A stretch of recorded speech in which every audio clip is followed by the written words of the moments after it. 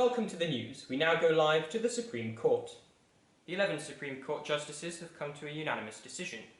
The prorogation of the David Frankal Show was unlawful and should be declared null, void, and of no effect. So David, get back to editing. Fine.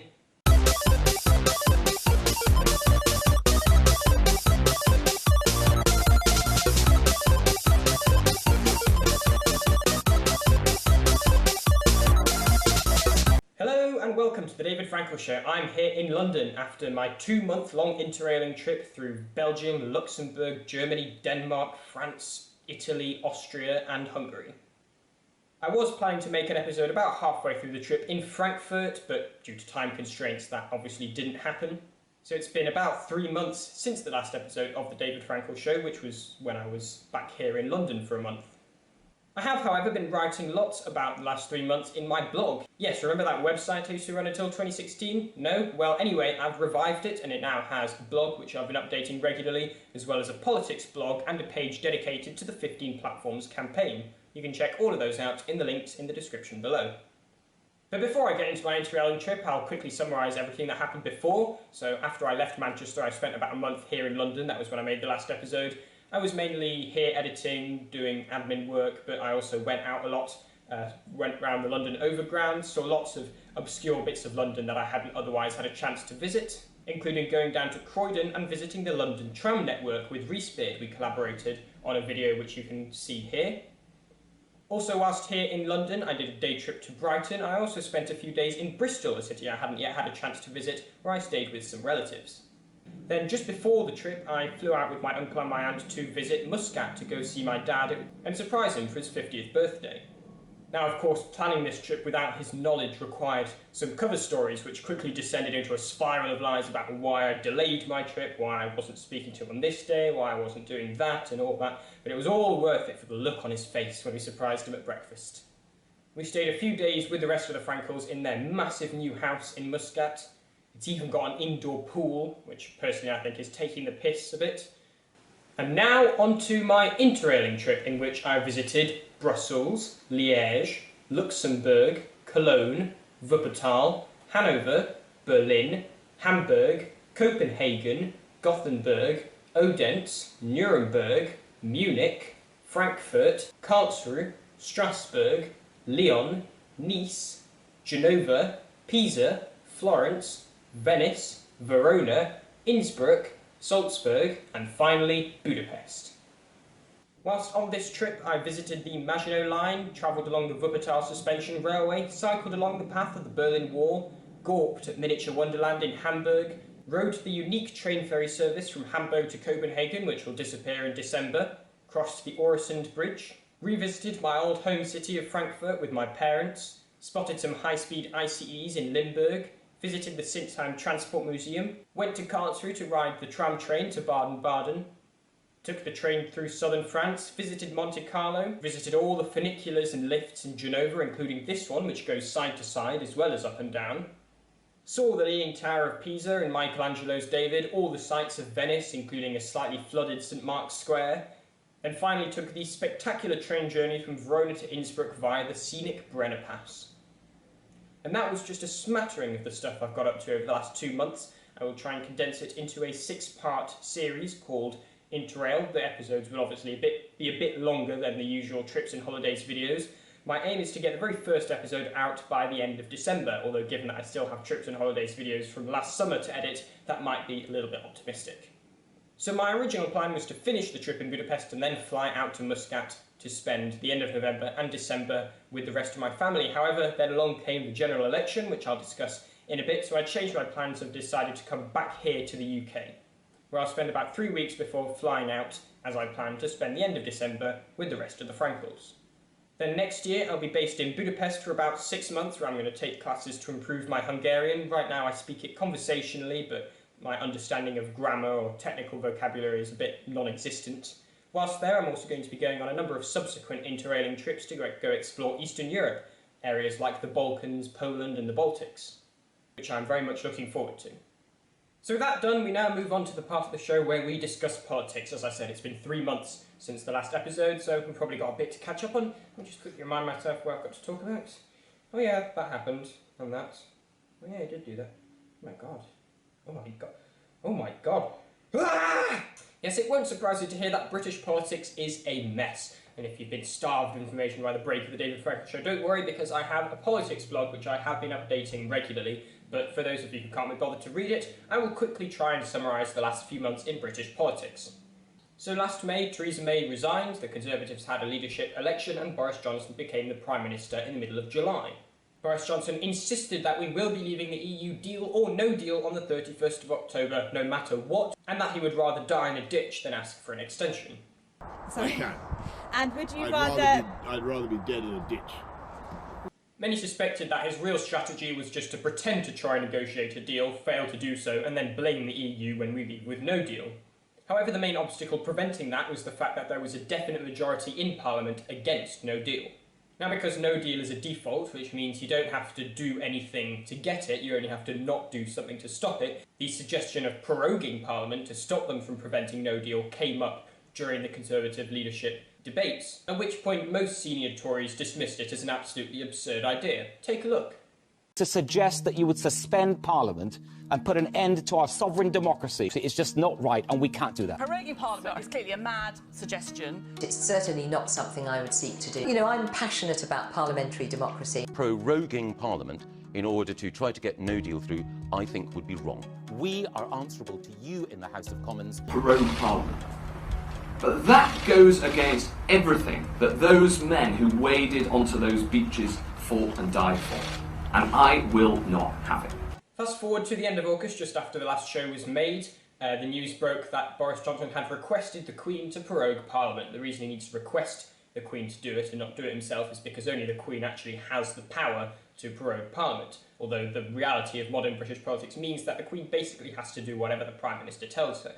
Now, in hindsight, proroguing Parliament or attempting to prorogue Parliament might not have been such a good idea, because all it basically did was unite the opposition, and during the week between the end of summer recess and the start of the prorogation, Parliament successfully managed to pass the Ben Act, a law which basically required Boris Johnson to ask for an extension if he doesn't have a deal, thus making no deal illegal. The Ben Act received support from all of the opposition parties, including Labour, Liberal Democrats, SNP, etc., as well as 21 members of the Conservative Party. These include notable figures such as Ken Clarke, Sir Oliver Letwin, Sir Nicholas Soames, the grandson of Winston Churchill, and even MPs who had previously been members of Theresa May's government, such as Philip Hammond, David Gauke and Rory Stewart. All 21 Conservative MPs were promptly thrown out of the party after voting for the Act. Thus, Boris Johnson essentially killed off his own working majority. So the next step was to try and call for a general election, but because of the Fixed Term Parliaments Act, you need a 2/3 majority in Parliament to agree to an early general election, and at the time it was blocked. And so off Parliament went on its prorogation. Behind the scenes, many notable figures such as Gina Miller were challenging the prorogation in court. Then on the 24th of September, to the surprise of pretty much everybody, this happened. The prorogation was also void and of no effect. Parliament has not been prorogued. This is the unanimous judgment of all 11 justices. So with that, Parliament was suddenly reconvened, and in the record books, prorogation was crossed out and replaced with adjournment. Now, although this ruling didn't actually have any direct effect on Brexit, it basically set the precedent that Boris Johnson wasn't going to be able to just wriggle out of following the law, and it basically cemented the fact that the Ben Act had to be followed. And very suddenly, pretend negotiations became real negotiations as Boris Johnson scrambled to get a deal in time for the 31st of October. To get that, Boris Johnson basically needed to find a solution to the Northern Irish border so that he could abandon the backstop. His original rather confusing suggestion of a two-border system was promptly thrown out, at which point he basically opted for a variant of May's deal which limited the backstop to Northern Ireland as it was originally intended. This would basically put a customs border in the Irish Sea between Great Britain and Northern Ireland. However, one major concession on the EU's part was that it now included an opt-out or a consent mechanism within the Northern Irish Parliament. The DUP obviously were very much against this, but even without DUP support, it looks quite likely that enough of the rebel Tories and rebel Labour MPs would back the deal for it to pass in Parliament. However, just before that could happen, MPs passed an amendment called the Letwin Amendment, which basically required Boris Johnson to ask for an extension even if the deal was voted through, to give Parliament more time to scrutinise the deal. However, in response to this, Boris Johnson simply pulled the deal. He was then forced to ask for an extension as required by the Benn Act until the 31st of January. In an act of pettiness, he refused to sign the request, but even so, an extension was agreed until the end of January. With no deal off the table, at least for now, the opposition parties finally agreed to a general election, which is why we're now having a general election on the 12th of December. In the meantime, on the 31st of October, Speaker of the House John Bercow stepped down. Sir Lindsay Hoyle, formerly the Deputy Speaker, has now taken over the role. Here's a picture of him with all his pets, so clearly he already has a lot of the required experience to be Speaker of the House.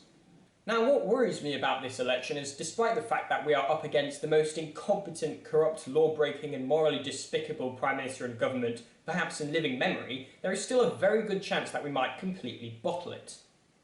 The main problem is that the two biggest opposition parties, Labour and the Liberal Democrats, just seem to hate each other more than they hate the Tories.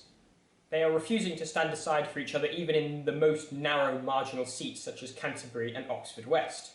Canterbury in particular, a Labour-Tory marginal, has been a shit show for the Lib Dems. They originally planned to stand celebrity candidate Tim Walker against Rosie Duffield, who won by about 200 votes in 2017. Rosie Duffield being the Labour MP and passionate Remain supporter. However, to his credit, Tim Walker stood down, saying that he didn't want to split the vote, something which was supported by the local Lib Dem party. However, despite this, the Lib Dem HQ decided to stand an external candidate in the seat anyway. This was a completely unnecessary and petty thing to do, and it's just made it more likely that the Tories will win the seat back, so well done. In total contrast to this, we have the Leave side. Now, Nigel Farage and the Brexit Party absolutely hate the withdrawal agreement that Boris Johnson is campaigning for. Nigel Farage is, of course, the king of goalpost shifting, having started with, we could get a deal like Norway. Seriously, look it up. I have to say that everybody from David Cameron to half this panel say, wouldn't it be terrible if we were like Norway and Switzerland? Really? They're rich, they're happy, they're self-governing. To only no-deal Brexit is the true Brexit. But despite this total difference in ideology, Nigel Farage, who was originally planning to stand in all seats, thus potentially splitting the Tory vote, has now agreed to step down candidates in all incumbent Tory seats, thus significantly increasing the chance of the Tories holding on to them. How on earth are we in a situation where Nigel Farage seems to be more politically pragmatic than Jeremy Corbyn and Joe Swinson? Well, with the party leaders refusing to work with each other, that basically means it's up to us, the voters, to vote tactically. For many of us, that means voting for a party we don't like to prevent a party we really don't like from winning, instead of voting for the party we like the most.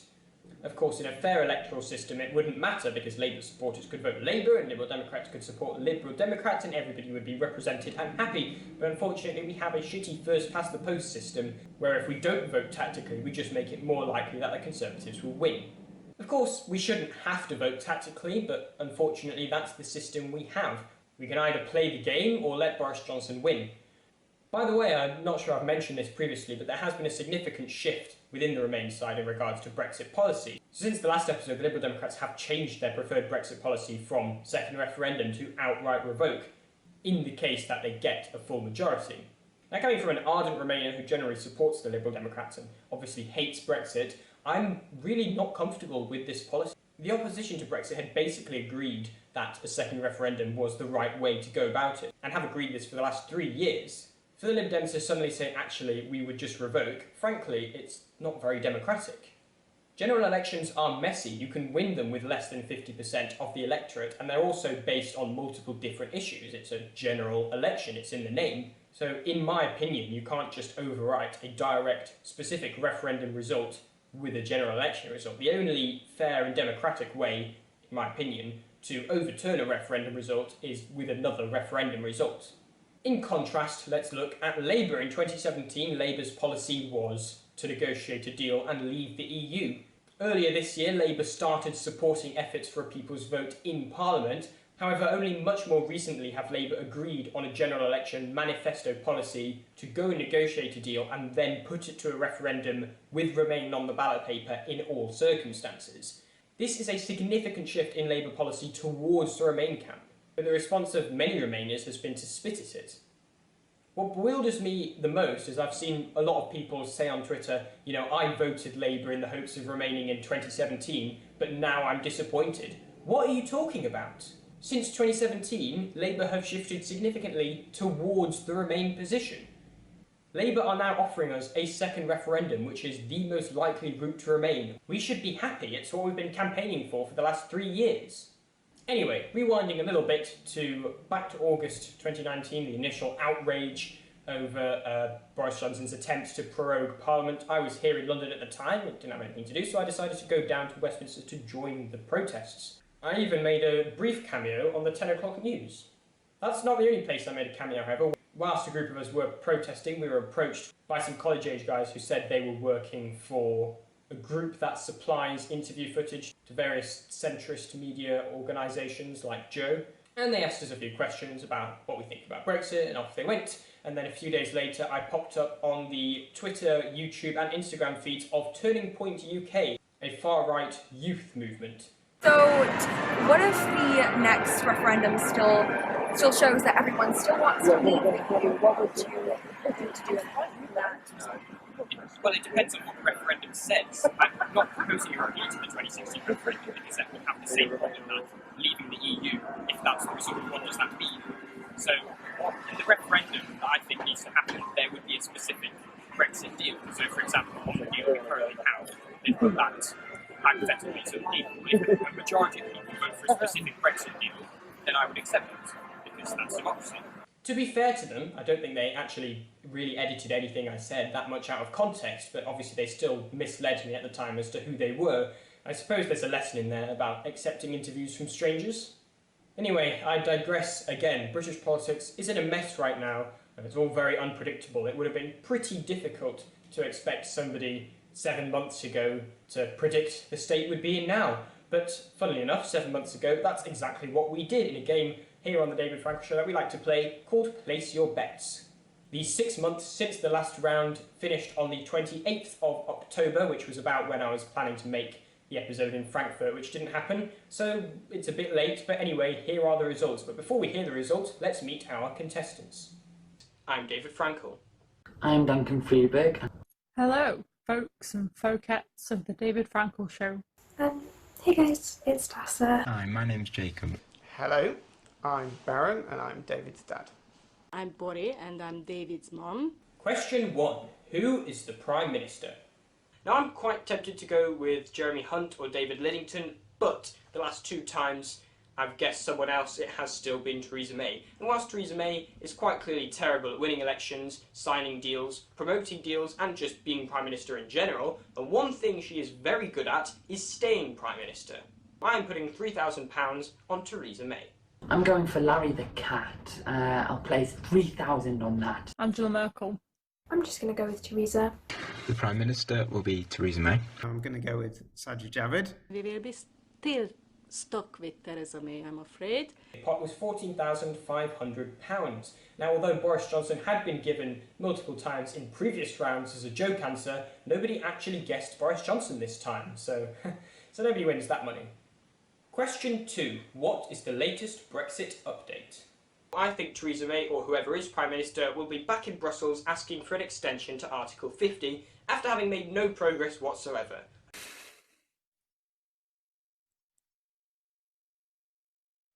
For number 2, I think we're just going to get fed up with waiting and we are going to plough through Brexit, getting updates on the Northern Ireland border. I'm going to say we have by some means pushed it back again. That's the easy answer, isn't it? 16 pence.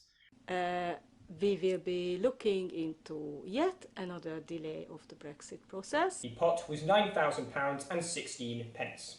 Now, I think this round, more than any other, really exposes a fundamental flaw with the rules of this game, which is that it basically doesn't say how specific you need to be, and in questions like this, the less specific you are, the more likely you are to win. So, for example, I guessed that there was an extension, but because I went into more detail and said because absolutely nothing will have changed, I didn't get it right, because clearly I didn't predict accurately what would happen. So, there's no real fair way to choose a winner here, but what I've decided to do is because Hadassah's answer was the most correct, I will give her half of the money, and I will split the remaining 2 quarters between my mum and my dad, who both guessed that there would be an extension in one circumstance or another. Question 3. Which British politician has just made a complete arse of themselves, and how? I predict that Dominic Raab will make a reappearance and it'll be another geography-related gaffe. Jeremy Corbyn for offering food to a Jew on Yom Kippur. Diane Abbott. Gotta go with Boris Johnson on that. Can't imagine what he's done. First and last and always complete ass is still Boris. The total pot was £9,000. Now this was a surprisingly difficult question to find an answer to. The best answers I could come up with were James Cleverly and his countdown clock, Mark Francois saying that the country would explode if we didn't leave the EU on the 31st of October. Nobody wins the money. Question 4. What is Jeremy Corbyn's latest gaffe? Given that it'll be 3 days till Halloween, I predict that Jeremy Corbyn is going to somehow mix up the festival of Halloween with the Jewish festival of Purim, because we both dress up. He's going to send out a tweet saying Happy Purim with a stock image of a pumpkin or something. He wrote an article in a magazine sponsored by Al-Qaeda. I've put not condemning a new IRA attack. I'm going to go with he hasn't made one because he's about to become Prime Minister. The total pot was £3,600.50. Again, couldn't really find a good answer to this. I suppose not calling a vote with no confidence when there were 2 open goals within which to do so could count. Also that whole palaver with the Rosh Hashanah video, but nobody wins that money either. Question 5. What is Chris Grayling's latest screw-up? I think he's just been sued by several train operators because they're being fined for running non-disability compliant trains. Paying £1 million to a plane company that doesn't know how to build a plane. I'm going to hope and guess that he's out of a job by then. So his latest screw-up is that he's put the roof on his garden shed backwards. The total pot was £4,451. Now, Chris Grayling is no longer in a job, therefore there is no correct answer. But since Dad correctly guessed that Chris Grayling would no longer be in a job, he wins the money. Question 6. What is Trump's latest tweet about? Trump's latest tweet is how he won the election again. Bananas. Something about Indonesia. I think we'll be commenting on Brexit. Total pot was £5,252. Now, as with previous rounds, I've been a bit generous with allowing for latest tweets, basically any tweet in the week leading up to the 28th of October. Any answer out of the Trump-Ukraine phone call, impeachment inquiries, whistleblowers, claiming that he was being lynched, complaining about iPhones, or accidentally retweeting a parody account of himself would have won that money, but nobody wins that round. Question 7. Which company has just gone bankrupt? I'm placing £500 on Hungarian low-cost airline Wizz Air.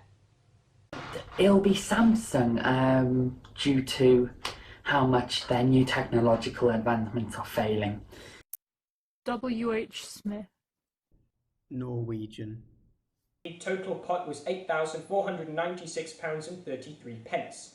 The big one obviously was Thomas Cook Airlines. There was also Adria Airways, Forever 21, Bury Football Club, Wrightbus, who built the new London Route Masters, and Wonga. But nobody guessed any correct answers there. Question 8. What is the latest unnecessary product in the news? I'm going to guess that it's something Elon Musk has come up with, and I'm going to guess that he's replaced the wheels on a car with something else. Definitely going to be the Apple Fold. I'm going to go with self-cleaning glasses. Got a couple of going on that. The flying saucer. The total pot was £5,450. In hindsight, this was a really rubbish question and I shouldn't have asked it, but the best answer I could come up with was the Glenlivet Tide Pods, so nobody won that round either. Question 9. What is the latest bizarre cause of train or tram delays in Manchester? Latest cause of delay in Manchester is building work of the new comfortable waiting rooms on platform 13 and 14 that are very warm, stylish and have comfortable padded seats.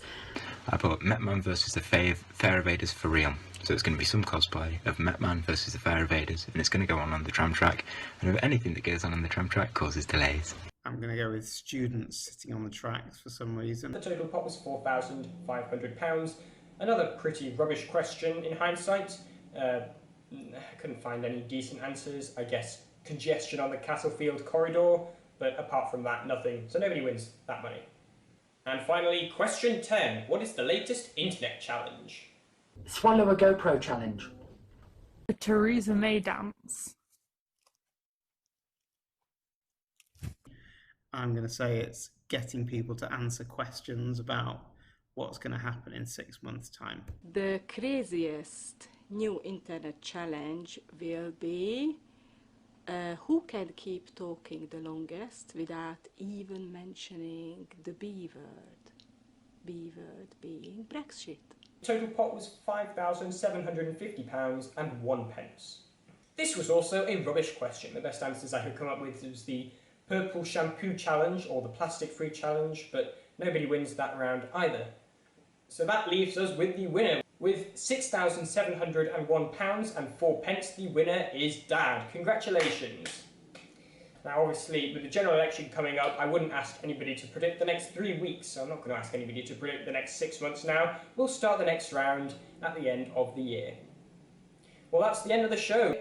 I will probably do one other episode here in the UK and then one more in Muscat before the end of the year. Thank you for watching and please subscribe.